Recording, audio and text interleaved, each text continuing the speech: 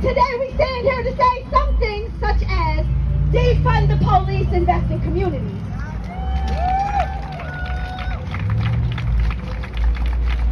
If that's a little too harsh for you, there are alternatives to policing. I'm going to share a quick story with you before our next speaker comes up. I'm from Schenectady. Most people know that. That's my hometown. That's my home slice. What up, Schenectady?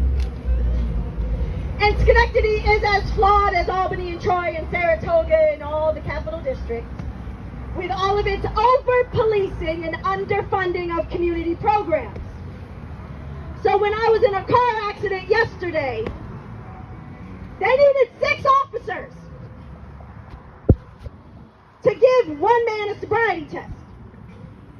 6. And I stand here to say to you, I was pissed. I was angry. Not because I was in an accident that this man had caused, but because there were that many officers for that scene of that crime. That was not making me feel safer. That was not helping me be safe. That was not changing the structure of our community to have those 6 officers there during that moment. You know what I needed? I needed a social worker. I needed somebody to talk to tell me I was going to be okay. And I was fortunate because I did have friends there to do that for me. The officer did not do that. He asked for my license and my registration and said, ma'am, we're going to figure this out. He was nice to me because he didn't know me. The other officers that were there, they know me. They know my name. They know my afro. They know my braids. They were not as pleased to see me. And when they said my name, when they said Jamaica, I didn't feel safe. I felt threatened. They were not there for my safety. They were not there for my protection. They were there to put another black man behind bars. And that is not what I call for as the victim of that crime. And we stand here today because we can have alternatives to policing. We can have restorative practices. We can have repair, rebuild, restore. We can maintain our community because that black man is a member of my community. He told me I don't live far from here as we stood in the streets of Schenectady. That man who I'd never met before is a member of my community, and I want him in my community.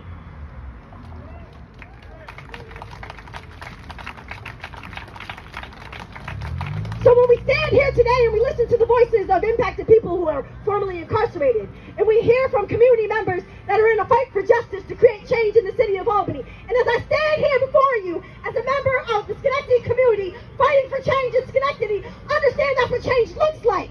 It's not putting more people in prison. It's not more fines and fees. It's not making sure that I feel safe because you took somebody else out of my community. It's making sure you give him the help that he needs to.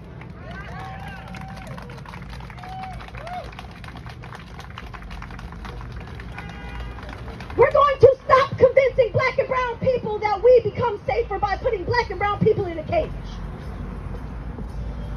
We're going to stop living the lie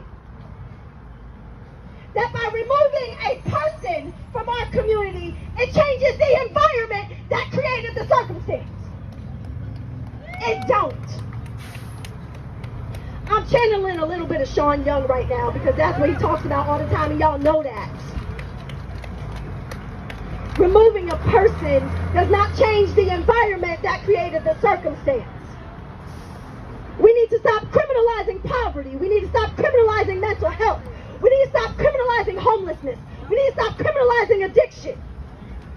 Because that man who blew above the legal limit for alcohol, that's a medical problem. And the resources that they used to put those 6 officers in front of me on that day that caused me more harm and more trauma could have been used to create a community task force that included social workers and psychologists and community outreach workers that know what the programs and services are that would help that man be able to be a part of his community, that would help me get through that moment, that would help my child be able to sleep at night, that would make sure that my family is whole after that incident that would let me know what programs and resources are available, that I have transportation. But no. Our municipalities, our localities, our cities happen to decide, let's keep funding the billion-dollar industry of policing that has never worked in the first place except for to be slave catchers.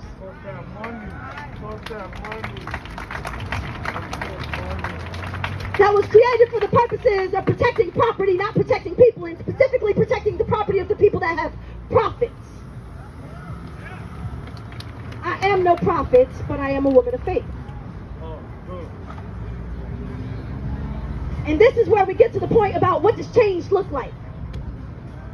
I talked about what one of the possibilities could be in the city of Schenectady. It's also a possibility that could be in the city of Albany or a city anywhere, because the people actually know what they need. And so I'm happy to invite up a partner from the Center for Law and Justice to talk about what are some of the changes right here in the city of Albany that could be happening right now.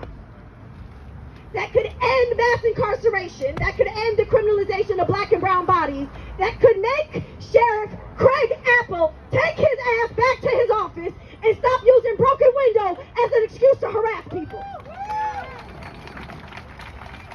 I'm just saying. Marco.